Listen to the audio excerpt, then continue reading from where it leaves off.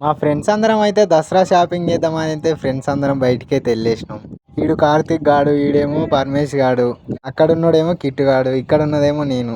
ఇక సీదా బండి తీసుకొని అయితే బంక్ కాడికి అయితే వచ్చేసినాం పెట్రోల్ కొట్టిద్దామని.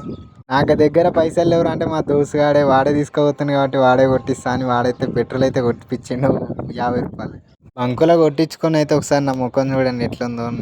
ఏం పర్లేదు బాగానే ఉంది. ఇక సీదా బట్టల షాప్కి అయితే వచ్చేసినాం. బట్టలు చూడండి రంగురంగుల బట్టలు, ఇక్కడ చైన్లు అవి పెడుతురు. బట్టల షాపుల్ని అన్ని ఉన్నాయి, మనకు కావాల్సిన చెప్పులు, షూలు, కమ్మలు కూడా ఉన్నాయి. ఇందులో స్పెడ్స్ కూడా ఉన్నాయి మనం పెట్టుకోవడానికి. మా ఫ్రెండ్స్ అయితే బట్టలు వేసుకోవడానికి అయితే ట్రయల్ రూమ్ లోకి అయితే వచ్చేసిర్రు. నేను మాత్రం బట్టలు తీసుకోవట్లేదు, ఎందుకంటే నా దగ్గర పైసలు లేవంటే లేవని కాదు, కానీ ఇక నాకు తీసుకోబుద్ది కాలే. మా ఫ్రెండ్స్తో అయితే బట్టలు చూద్దామని అయితే వచ్చేసినాం. ఈడాదు ఎట్లుంటాయో అని. ఇక ఎవరికి నచ్చిన బట్టలు ఆడైతే వేసుకొని సెలెక్ట్ అయితే చేసుకోరు. ఇంటికి పోయే టైంలో అయితే మా దగ్గర అయితే ఒకటే బండి ఉంది, మేమైతే నడుచుకుంటూ అయితే పోతున్నాం. మా ఫ్రెండ్స్ ముగ్గురు బండి మీద వెళ్ళిపోయారు, మా బండి పైన.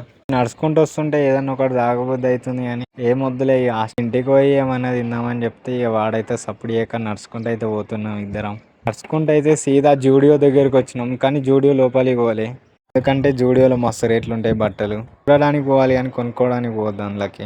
అయితే అక్కడ బయటనే ఉండి బయట నుంచి బయటికి అయితే వచ్చేసినాం. ఈ వీడియో ఎట్లా అనిపించిందో కామెంట్ చేయండి. నచ్చితే లైక్ అండ్ షేర్, సబ్స్క్రైబ్ చేసుకోండి ఫ్రెండ్స్. నెక్స్ట్ వీడియోలో వెళ్దాం, బాయ్.